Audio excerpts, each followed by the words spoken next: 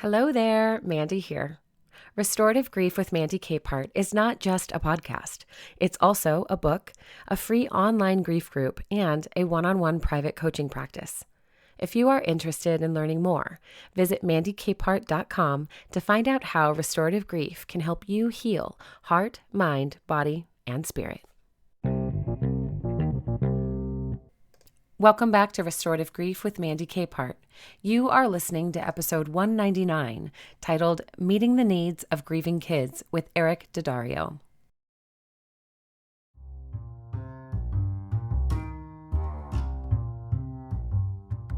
When young people are facing grief, anxiety, or other mental health challenges, the pressure to perform doesn't take a break. So today we are exploring how to support students and student athletes when they are carrying the weight of mental health challenges and they're not sure what to do next.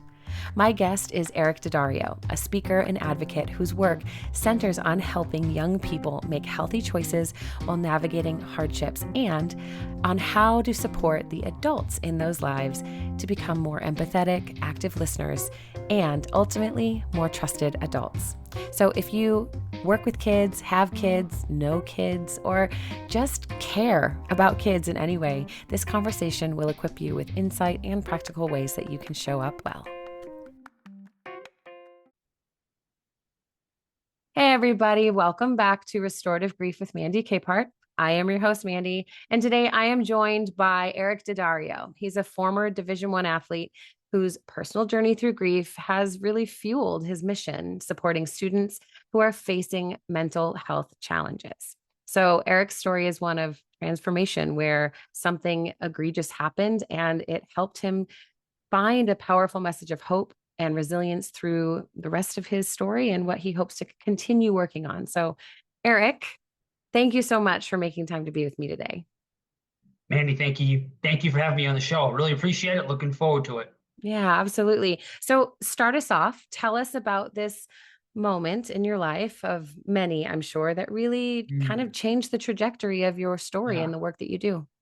It's funny when you were saying a moment, I'm like, there's been decent amount of times, even, So many. even most recently, it's just life. But Yeah. the biggest one is, I'll never forget the moment when I was in my younger brother Brendan's hospital room. He's on life support because of a drug overdose. The doctors come in and they say, there's nothing else we can do. Looked at my parents and said, you're going to have to say goodbye to your son. Looked at me and said, you're going to have to say goodbye to your brother. And as soon as I heard those words, the chills went down my spine. My stomach just dropped. And I just felt sick to my stomach. That started the journey right there, to really getting out there and wanting to help youth make healthier decisions when they were struggling. Yeah. So now why, right? Why? Because growing up, my younger brother Brendan, like so many, struggled, like I do too, with anxiety, with specifically social anxiety, caring so much about what others think about him, what others say about him, how others react to what he does. Not knowing how to deal with this in a healthy way, Brendan starts drinking, thinking this is what's going to help get me through this difficult moment. Starts drinking, feels good, but then how does he feel after he stops drinking? That anxiety creeps back up. All right, so now he's thinking this isn't the answer. Then what does he start doing? Starts thinking if I just smoke weed, that's what's really going to help calm me down. That's what's really going to help relax me. That's what's really going to help make me feel better. And in the moment, just like with the alcohol, he feels better. But again, when he's not smoking, how does he feel? Just like he did before he started smoking. That anxiety creeps back up. So now it's like, okay, I need something really strong. I need something that's really going to help to numb this pain to make it go away. And that's when he started using Oxycontin, Percocet, Xanax, which led to him shooting heroin and eventually dying from a heroin overdose. And I saw the progression. I saw, I knew, I should say, he was drinking. I knew he was smoking. I knew he was messing around with the pills. And never thought when he started drinking and smoking that it would ever lead to pills, that it would ever lead to him using heroin and dying. Because I get a lot of times when I talk to kids, why didn't you say anything? Because I was so afraid, I was so nervous, like so many still are today. to ask for help, to be that person that breaks my silence and says, my brother, he's going down a path. I'm nervous. I don't know what to do because I don't want to be labeled a snitch or a rat. So like when I really think back on it, I shake my head like, man, I knew he was struggling, but I put more emphasis on what others would have thought about me versus helping him. Mm. So that's the quick gist of why I do what I do now, because of what my brother went through, what so many are going through, and how he made unhealthy choices and didn't really see that he had people in his life who would have helped him if he just asked for help and didn't look at it as, I don't want to be a burden. If he didn't see it as, they're gonna yell at me, I'm gonna get in trouble. If he had saw it how it truly is of, they're gonna help me, they're gonna be supportive, they're gonna do what they can to get me through this. If he had that mindset and he had asked for help, I firmly believe he'd still be here today. He'd still be alive. He wouldn't have went down that road. Yeah. Man, Eric, anxiety, I think, is one of those experiences in our lives that we all live with at one time or another, whether it's an anxiety disorder or not, situational, right? That people absolutely feel uncomfortable or unsafe asking for support with. It's almost as if anxiety is this ubiquitous, just ever-present thing. Everyone else lives with it. Everyone just deals with it. But like you described with your brother, coping with the after effects of anxiety and the way it makes us feel, that doesn't address the root causes. And that leaves us really susceptible to making riskier decisions, I think, that lead us down those paths that become very hard to veer from. You know, it's this conversation with you couldn't have came at a better time. We couldn't have been having this, because if I'm just being transparent with you, I'm in a season right now where I'm struggling with anxiety. Like as we sit here and talk right now, and I was just driving in the car, like my heart is pounding. It is like I'm struggling with it. And so I'm just being transparent. Like right now, I am struggling with it. And what I am doing is, instead of making those choices my brother was making, I talk with my therapist. Why is this happening? Let's get to the root cause of it, right? Because I really feel like nowadays, let's go to the doctor and get a pill. It's going to help me. Oh, okay. You feel good. You feel good when you take that pill and the doctor's prescribed you whatever he's going to prescribe you to make that feeling go away. But that's just like putting a Band-Aid on something. And as soon as you stop taking those pills, you rip that Band-Aid off, it's there. You still don't know what the root cause is. It could come back. So for me in this season, as I'm struggling right now with anxiety, and I'm in the season of, let's talk about it. I'm in the season of right now, what's the cause? So I can attack the cause. What are some things that maybe I can do when these attacks come about? When it just feels like my heart is about to beat out of my chest, what can I do? Yeah. So how has your personal experience shaped and changed the way you might support the students that you work with, the way that they are probably asking similar questions? What can I even do? I don't know where to begin. How do you take your experience lived and witnessed and walk them through something practical in those moments when their own hearts are beating out of their chest? Yeah, that's a great question. And first, I empathize with them. Right? I empathize, and I first let them know that, you're not alone. Because a lot of these kids believe when I'm struggling, my heart's beating out of my chest, I feel like no one's there to help me. And they feel like that. It's actually the truth because of what we do. And that is, we don't talk about what we're going through. So essentially, we are alone, right? We are alone because we're just walking around thinking these thoughts of, I don't want that person to yell at me. I don't want to. So we're isolating ourselves. And I let them know how that affected my brother. I let them know how that could affect them. And then just letting them know that they have people around them, going back to they're not alone. They have teachers. They have counselors. They have friends' parents. They have parents. They have aunts. They have uncles. Basically, it's take a step back, zoom out for a sec. Who in your life could you approach? And kids will say, I don't have anybody. And so when they say that, I look at them and I go, here he is, let's talk. Yeah. Let's talk.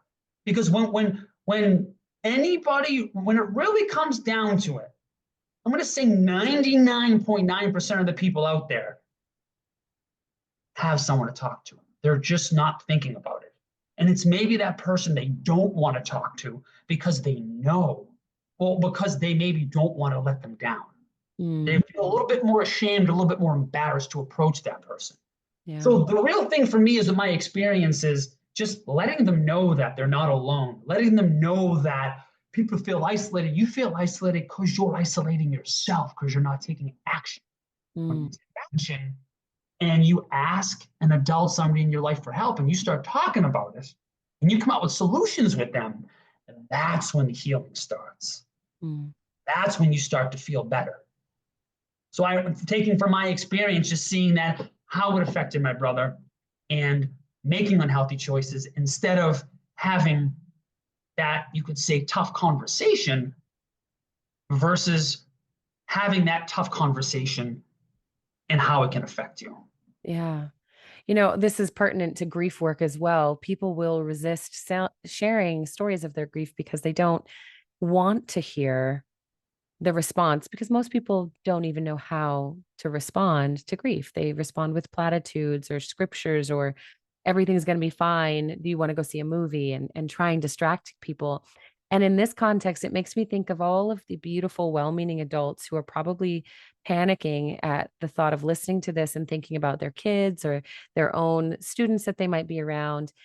And I'm curious, what have you heard well-meaning adults say or do that mixes the mark when they're trying to support their students? And what would you invite them to say or do instead? Like, name something that is going to kind of shut that student down if they're even willing to approach someone, and invite them into how can we invite them into, like, hey, let's not center this on ourselves or our experience as the adult. Let's refocus again, empathizing, but also becoming a really active and intentional listener for the student who's hurting, and instead of assuming or jumping to conclusions. So you hit one of the nails on the head right there, because I don't only talk to students about asking for help. When I started doing this, it was students, and then I'd get a lot of students say to me, my mom doesn't want to listen. My dad won't hear it. My dad doesn't get it. Adults don't get it. And I started thinking to myself, okay, I got to bridge the gap. And how am I going to bridge the gap? I got to start talking to adults. So I've been starting to talk to adults, and it's funny you say that. I recently talked to a group of adults at a school, parents, teachers. And the response, one of the adults raises his hand and goes, man, I didn't even know I was acting like this towards my kid. So in a sense, a lot of adults don't even realize how they're acting towards their kids, that they're maybe, ignoring, you could say, not on purpose, but life gets busy. Maybe they have other kids, they have a wife or they have a husband, their job's busy. Maybe they have something going on in their family with their mother, or they have a brother. Just life gets big. And so they may be not on purpose, but ignoring, not really maybe seeing the signs that son, that daughter, or if you're a teacher, that student is going through. But I always say to be the trusted adult. It's super important that as adults, we can be trusted adults. And this is a fact when I say this. This is not just something I made up. It's a fact that when kids have trusted adults in their life, whether they're grieving from a loss, and again, a loss isn't just losing a person. It can be losing a relationship, Yep. right? Things like that. It's not just a person, or it could be a death in the family, but some sort of loss in their life. It could be when they're struggling with using substances. It could be struggling with anxiety. When students have a trusted adult in their life, they are 2 times more going to get through what they're facing. They're 2 times more likely to not use drugs. They're 2 times more likely to go to that adult and talk with them about what they're going through. So when I talk to adults, I say to them, it's critical we're a trusted adult. How do you do that? One of the things you said, critical. Listen. When you sit down with that student, when you sit down with that person grieving, with your son, your daughter, We have two ears and one mouth for a reason. Let's listen, right? Yeah. That multiple times in my life, and it rings true here. They're cliches Listen, for a reason. Yep. yes, listen to what they're saying. Take note of how they're talking. Take note of, are they getting emotional? Just listen, because a lot of times in grief or you're struggling with something, that person just wants to let it out. It's in here and it's building and it's building and it's building, and they don't want you to maybe at first even say anything. They just want to say, I'm going through this. I feel like this. Oh my God. And the weight that they're feeling is just like, because they were able to get that out. So one of the things I talk to the adults about is listen. Don't talk. Don't talk. Just listen. Take note of how they're feeling. Take note of the words they're saying. Take note of how they're saying it. And then also, too, get to know them, right? Yeah. Get to know the life that they live, because it is not the same world as when you were a kid. Yeah. Maybe your parents had the attitude of just get through it, put your head down and get through it. But there's so much right now kids struggle with social media, right? I got to get the perfect picture, perfect video. If I don't get a ton of likes, a ton of comments, oh my God. Or someone can make a mean comment on my social media. It could be that they're an athlete. They didn't make a sports team. It's the clothes that I wear. Oh, my friends all have the sweatshirt. It's a lot of money. I can't get it because my parents just don't have the money to buy me $100+ sweatshirt. So kids struggle with a lot. So get to know their world, right? Get to know the world they're living in. Get to know the things that these kids struggle with. And then what I believe is the secret sauce to becoming a trusted adult is, and when I say this to adults, I see some of them like, whoa, being vulnerable. Being vulnerable. Letting them know that it's okay to grieve. I've grieved. And there's a line to draw here, but letting them into your world a little, like, I'm not perfect as your teacher, as your mother, as your father, as an adult in your life. Here's something I went through your age. Here's something I went through recently. And I firmly believe that when you're, as an adult, able to be vulnerable with them, that opens a door. Wow, mom and dad were just vulnerable. My teacher was just vulnerable. And that, when you open that door right there, I feel like you have a stronger connection with that person. Yeah. I'll go back to when you get to know the person's world, you have a stronger connection with them. When you just listen and you let them pour out and you're not telling them, well, you need to do this, you need to do that, you should do this, you build a stronger connection. Yeah. But at the end of the day, as an adult, as a teacher, it's just building connection with them. It's them looking at you and saying, I can trust that person. There's my safety net right there. Whatever I'm going through, I don't have to worry about them trying to tell me what to do. I don't have to worry about them judging me. I know I can go to them and I know they're going to listen and I can just let it out. And we can maybe talk about something I need to do, the next steps to take to deal with what I'm going through. Yeah. As adults, positioning ourselves as trusted adults. Now, here's the thing about that. I heard this in a book I read. And as an adult, I think it'd be great for you to read it, because some of the concepts I talk about and some of the concepts I just talked about were in this book. And I'm pretty sure it's called One Trusted Adult. I'm pretty sure that's it. Great book, One Trusted Adult. If you haven't read it, as a teacher, as a parent, even if you're a sport coach, I highly recommend you pick that up and read it. It'll definitely help you to position yourself as that trusted adult. But I just firmly believe that, we can save a lot of kids from going down that road of struggling with, again, drugs, alcohol, self-harm, all that stuff, if we can position ourselves as a trusted adult. And if someone did that for my brother, I firmly believe he'd still be here today. Gosh, Eric, I think about how you are absolutely right with that. There's a line to draw when it comes to vulnerability as adults. And I think Yeah. where we get into weird situations with kids when they're in a parent-child, whatever the actual relationship is, the dynamic feels like there's power involved, because there is. And it's almost as if adults are afraid of wielding it with tenderness or intentionally, that looks in a way that might be perceived as shared power, right? So if I'm vulnerable with you and I show that I have a soft side, or I've made mistakes, or I'm not sure about the answer here, it's as if we believe we won't be that trusted adult anymore. Now we are Yeah. someone at risk. Now we're not making the best decisions and we can't set the best example. And I have found that to be so exhausting and also false in my own life. I've been a soccer coach for a long time now, and I've worked with kids for years in different fields. And when I am the most intentional with students, whether it's saying, hey, remind me your little brother's name, or what school do you go to again, or which position do you prefer on the field? I know you can handle all of them, but which is your favorite? I'm telling you, Eric, the next week I get told, hey, did you know that you're their favorite coach that they've ever had? Because perfect example for a sec. Sorry to interrupt you. Yeah. Going back, No. you're getting to know their world. You're getting to know them. Little things like questions. Exactly. That's one of the, I didn't dive deeper into it because I could still be talking about it, but Yeah. getting to know someone's world, getting to know them, asking them questions, Right. just little simple things like that, right?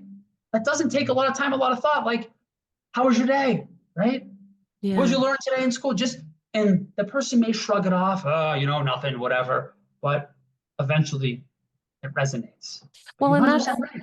yes. And that's where I think it becomes this wonderful opportunity for me to say, hey, I am not the most talented soccer coach you'll ever have. I'm not the most intelligent soccer coach, but I'm working to be the most present.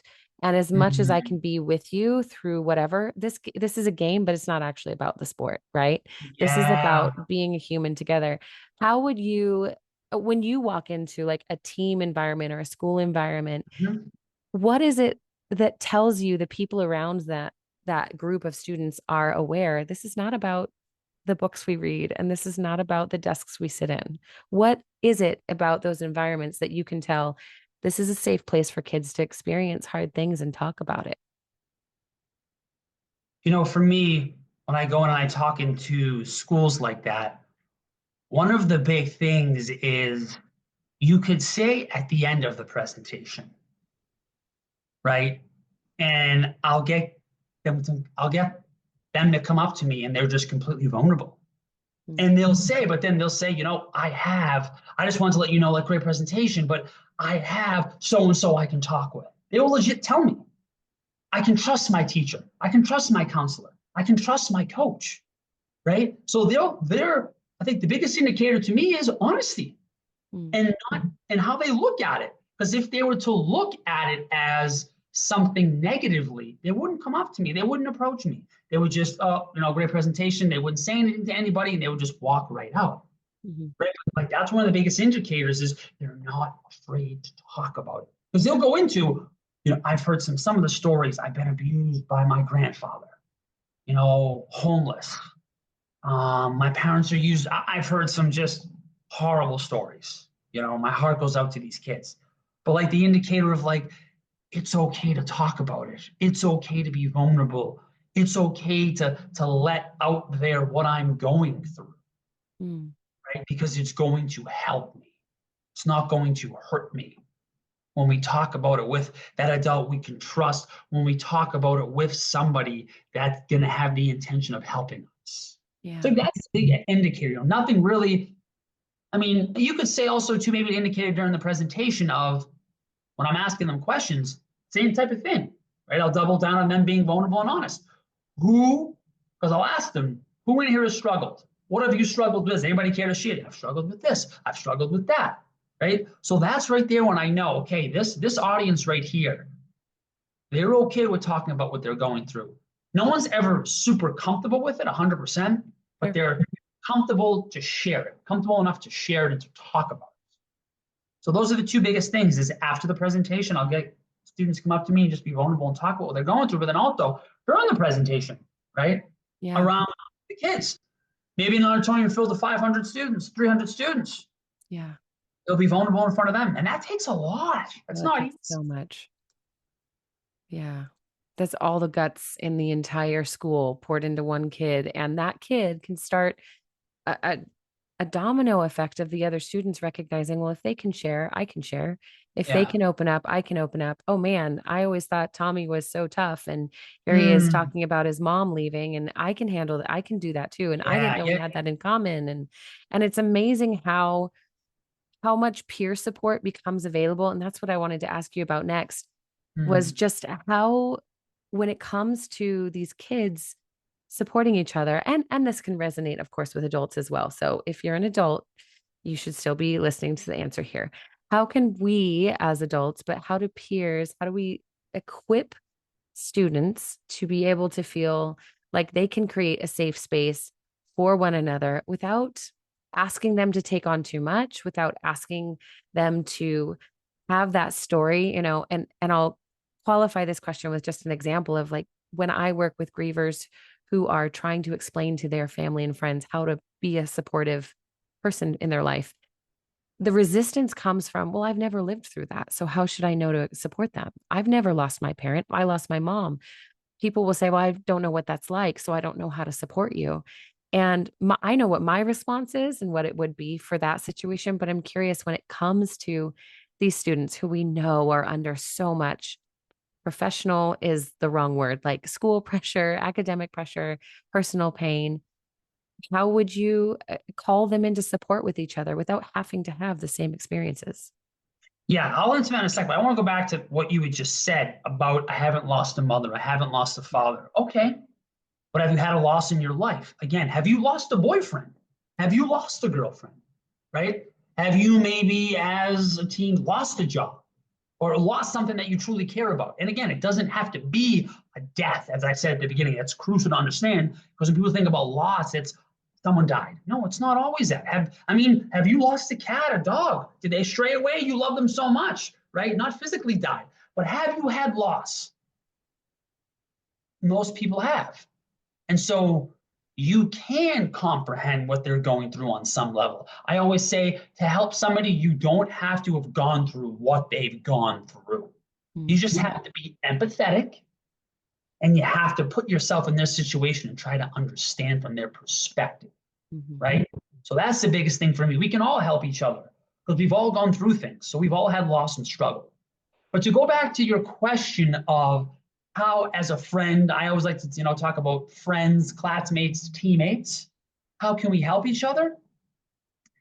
It's simply being there for them. Okay. It's simply just texting them saying, hey, how's everything going? It's simply maybe giving them a call saying, hey, just want to check up. How are you doing? When you see them in the hallway, how is everything? Like what's going on? And I call this making deposits in the bank. So because again, it doesn't have to be this thing where like we sit down at a desk and we talk for an hour and we get deep into it. No, I talk about these things of deposits in the bank. When I call somebody, go out of my way to call them. And maybe it's just a 2-minute call, a 30-second call. How are you? Yeah, I'm good. I'm good. Okay. You text them. You go out of your way. You pull them aside in the hall for maybe 45 seconds a minute. You're depositing in the bank. I cared about this person. I cared about this person. I'm going out of my way. Maybe they don't want to talk to you. Maybe they're shrugging it off. I'm good. I'm fine. Everything's good. And they walk away. But the more and more deposits you make in that bank, when they are ready to ask for help from someone, they're going to think about you. You showed you care. It wasn't something that was deep, and it wasn't this deep conversation that you got into it with them. It was the small little things showing you care, showing you want to help them. And when you have these conversations, not making it about you, them, whenever you need help. How can I help you, right? What do you need right now? Making it about them. Asking them questions, trying to understand maybe what they're going through, right? But not like trying to like get too deep and trying to dig about, so how did it happen? So give me the details. No, because that can bring up emotions and feelings maybe you don't want to bring up. But at the end of the day, it's just being there for them. It's just letting them know that I care about you. Yeah. That I really care about you, that I really want to see you get help, and I'm here to do what I can to help you. Now, on talking about how do we not get too attached, the biggest thing for me is, and some people may think about this and say, well, it's kind of contradicting, but you can't attach yourself to the outcome. You can't attach yourself to what they do with what you're trying to give them. So you're basically going like this as that friend when you call them, when you text them, when you see them and you try to talk with them, you're giving them a hand like this. for them to grab a hold of and, you know, to get help. But if they don't want to do that, then a lot of students come up to me and they start crying and they say, my friend, she or he's struggling, they're going through something, I don't know what to do. I try to talk with them. And if it's really bad, then it's go to an adult. Mm-hmm. But don't just go to any adult. Go to an adult you feel like they trust, they have a good relationship with. Is it a teacher? Is it a parent? Is it an aunt, an uncle? Is it a friend's parent? Is it an older brother? Like, who is it that they would listen to if they were to sit down and voice their concern about what they're going through? Mm-hmm. Right? Because, you know, you can't, a lot of people will attach ourselves with what they do about, I'm trying, and then they don't want the help, like, and it just beats us up. Mm-hmm. But we gotta detach ourselves from that. Because then we start struggling and we try to do it more, and then it can start affecting us. And not to say you can't care, like from afar, calling, texting, simply just, again, letting them know, I'm here for you whenever you're ready, right? Like, whenever you're ready, you have my number, call me. Just being that outlet for them and just, again, making those deposits every day. I think that's the big thing right there. I love that idea of making deposits in the bank. It's such a perfect visual because nobody wants to be withholding with someone they care about. We all want to invest in their lives. And I think that's why we so easily attach to the outcomes, because we are invested and we do care, and we don't know how to healthfully extend support without making it about us, right? Internalizing the outcome as if we truly had some kind of control over it or not. I guess here's I was thinking about it. All you're responsible for is, did you give it an effort? If you gave it an effort, that's all you can ask for, right? Like, I didn't give it an effort with my brother. I was the person who saw someone struggling, saw someone hurting, fighting through something, and turned the other cheek and didn't even give it an effort.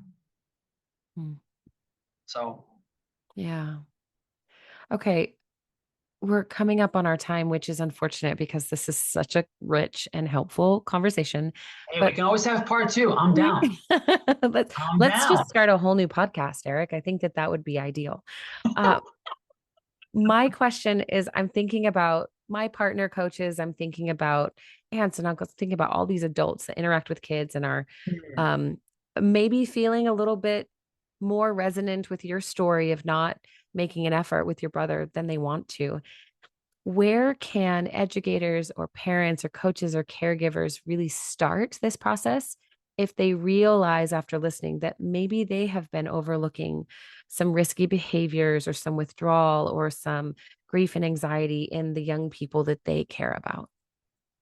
Where can they start the process for what? I just want to make sure I understand the question. Yeah, to start the process to become that trusted adult, to extend a hand to say, hey, I maybe haven't done what I would like to have in the past, but today is a new day. How do they bridge the awkwardness of that and maybe even address their own anxiety or self-judgment in having maybe overlooked things and start anew? I think the biggest thing is education. Educate yourself, right? Educate yourself on how you've been moving in your students, in your son or daughter, or your athletes' lives. Zoom out. Take a look. How are you reacting in certain situations with them? How would you like to react? How is what you're doing? What message is it giving them? And again, YouTube's a great thing. YouTube's awesome. Google's awesome. You know, even like ChatGPT. I mean, there's so many resources out there, right? To go and to start this process of changing. At the end of the day, we could say changing how we're moving, changing how we move. When I say move, I mean like act around kids. Because again, a big part of it is, how did you grow up? How were you treated? Right? As I talked about, it's not the same as when you grew up. So we think, well, I turned out great. I'm going to act this way. And you did. Turned out awesome. But it doesn't mean now that your son or daughter is living back when you lived, whether it's in the 50s, 60s, 70s, even me, right? I'm not even 40 years old, but it's so much different nowadays than when I grew up. Yeah. And so you have to treat kids differently. But I think the big thing is educating. And at the end of the day, as I'm thinking about and I'm talking about this, it's being honest. Mm. It's being honest with yourself of how are you really acting? Not making excuses of, yeah, but I'm acting this way because, Hmm. well, this makes the most sense to me. And I think this is right. But we're talking about me, me, me, me, me, me, me, me, me, me. Yeah. Thinking about student. We're not thinking about our child. We're not thinking about that athlete. So educating ourselves and really having our honest conversation with ourselves of how am I moving in these spaces that I'm with these youth, my kids? Hmm. How is that affecting them? How can I do a better job? And that comes with bringing in speakers. That comes with educating yourself on the internet. There's books to read. You can read books on it. I mean, I think a great place to start would be getting that one trusted adult book. That would be an awesome way to educate yourself on how you can position yourself as a trusted adult, how you can maybe change the way you go about these different these situations with these kids that you find yourself in. Mm-hmm. All education. And it's not easy to change, right? I think it's important even talking to adults to understand that you read that book and you know, you may get some stuff out of it, but you got to dig a little deeper. Yeah. And you got to be honest and open to change. It's hard for people to do. It's change. You Mm. don't just change overnight. It takes a little bit. Yeah. Okay, I was wrong. I have one more question, and it's a little bit off You, topic, but it's related because we're yeah, talking about parents and adults, and I'm thinking about the parents that are in my coaching program and parents, people that I know who aren't parents but are around children. yeah. And there's always that pressure, which of course is, Mhm. where anxiety comes from, those expectations, whether they're spoken or otherwise. And I'm thinking about young athletes whose expectations on their performance and participation is so explicit and so loud, and yet remains implied as well. There's so much that's unspoken. I want to know how you would speak to those parents to help them reorient their priorities about why their players are in sports and how they can return to being a trusted adult in those scenarios where maybe their players aren't performing in the way they expected. Maybe they're not showing up on the field in the way, or showing up in the classroom, or, Mhm. when they start to notice. And if they're, sport parents, we're a whole different breed, right? We have so much in our lives that probably led us to get our kids to sports for the most Mhm. part.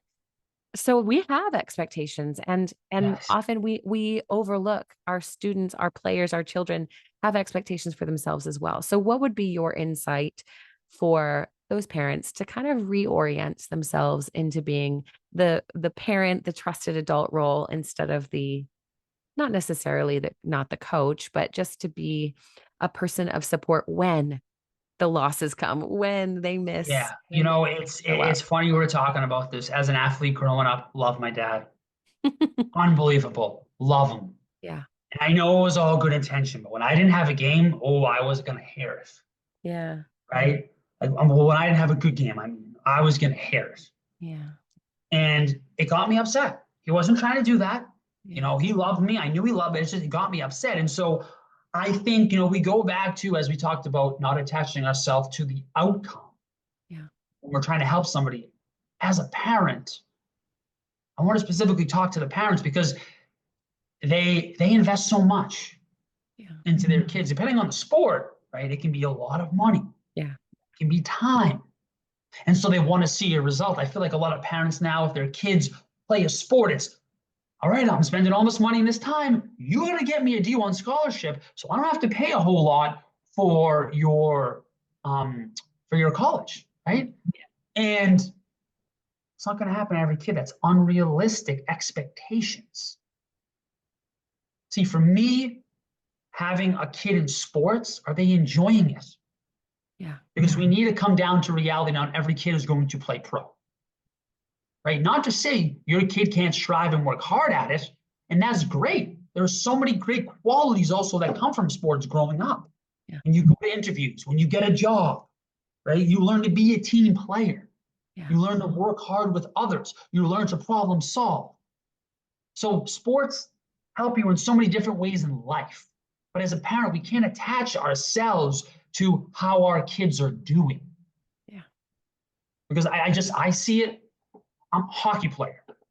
And I firmly believe that hockey parents are up there as the craziest sport parents there are. I've seen plenty of fights in the stands with parents because this kid hit this kid the wrong way. Or I've heard of refs getting attacked after the game in the parking lot because they made the wrong call. We emotionally attach ourselves so much to the outcome of a game, of a 16, of a 17-year-old, Yeah. of a 12-year-old, that we're willing to fight. So I think that, again, just like with helping our friends through something, we can't attach ourselves so much to the outcome, so much to how you could say maybe, your son or daughter is doing. I mean, you want to see improvement, but at the end of the day, are they enjoying themselves? Yeah. Because if they're enjoying themselves, they're going to put in the work. They're going to want to do good. They're going to put in the effort. Yep. If they're not enjoying themselves, why are they doing it? Yeah. Right? But it's funny, as you were explaining and asking this question, I immediately thought to myself, I know so many parents who are living through their kids. You hear that a lot in sports. Living through their kids, meaning their kid is playing the sport because they were a great lacrosse player. Their kid's playing the sport because they were a great baseball player. But have you ever, I'll go back to getting to know your kids. Do you really want to play the sport? Yeah. Or are you playing it because I wanted you to? Right? Because I want to see you do so good because dad, mom did so good. Yep. Right? Not putting so much pressure on our kids too to do good. Yeah. If you're putting your kids in sports for them to get that scholarship, for them to have to be, they're in it for the wrong reason. Yeah. Yeah. It's funny. I'll tell you this quick story here. I played Division I hockey, and there was a kid who played in a rival school in college hockey. Played at St. Lawrence. I went to Clarkson, and this kid was so good. He got the maximal amount of money in a contract you could get for playing in the NHL. And he said, I'm burnt out. I'm done. I don't want to do this.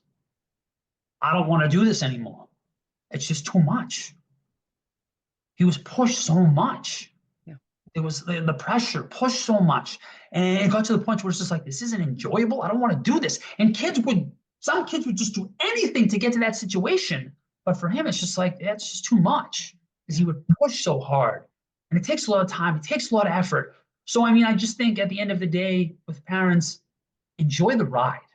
Enjoy the ride with them, And I would say if you're really invested and you're saying to yourself, no, my kids have to, okay, on the way home, have a conversation with them. Don't yell at them. Don't be like, I don't even know why you play this sport. And you make it about yourself again. I'm putting in so much money, so much time, so much effort. Like it's not even worth it. All the conversations I've heard are just, wow. Hearing parents yell at their kids, it's just like, have a conversation with them. Yeah. Ask them, do you want some feedback on what I heard? If they say no, don't take it personally. Don't talk about it then. I've even heard of a rule. I actually kind of like this rule. It's 24 hours. 24-hour rule where as soon as the kid gets in the car, in the next 24 hours, I'm not going to bring up hockey. If my kid brings it up and says, how did I do, mom or dad? Talk to them about it. If they don't, you don't bring it up. Maybe 24 hours later, if you want to have a conversation with them, you bring it up. But your emotions and your feelings have cooled down, and you're not going to be maybe so high-tempered and yell at them. So you wait the 24 hours, and then if you really are itching and want to have a conversation with them, talk with them. But again, come in it with constructive criticism and not yelling, right? And with an outcome or a goal in mind of the conversation. Think about what you're going to say, how you're going to say it, and the goal of the conversation before you talk with them about where they're going. Thinking about the outcome and the goal of the conversation before you sit down with them and talk with them. I love that. Eric, thank you for the little extra bit there. I know that there are plenty of people who listen to the show who are in multiple roles in the lives of kids, and any type of gentle or more intentional approach they can make toward their kids is going to improve both of them and their experiences, their relationships to one another, and their relationships with themselves. So thank you so much. If people want to find you and connect with you and learn more about what you do, where would you like them to reach out with you? Yeah, so you want to learn more about what I do, even a breakdown of the presentations and what the students or athletes will leave the presentation learned and how they'll be able to conduct themselves and how it will change them. You can go to my website at ericdaddario.com, and that's ERIC and then DADDARIO.com, all one word. Or you can email me if you have a specific question or you want to inquire. You can email me at eric@ericdaddario.com. Perfect. You can even, on my homepage, on my website, you scroll down, schedule a call. And you can also find me on social media. But on TikTok, it's Eric Daddario. And then on Instagram, it's Eric Daddario Speaks.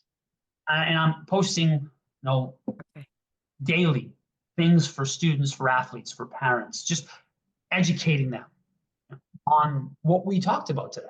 Wonderful. I love it.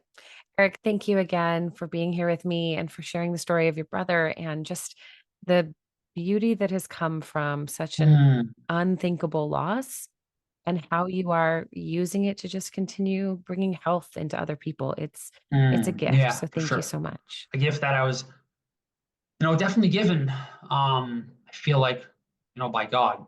So for sure.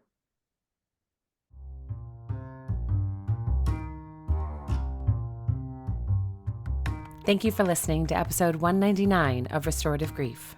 I think Eric's experiences with his own losses and his desire to see student athletes thrive under pressure, under the pain of loss, and under the ongoing and even unspoken anxiety is something we all need to pay attention to in our own lives. We don't have to be a student to recognize pressures deserve a witness, a compassionate, empathetic audience, an active single listener who can hear that we need support and help us find the help we need.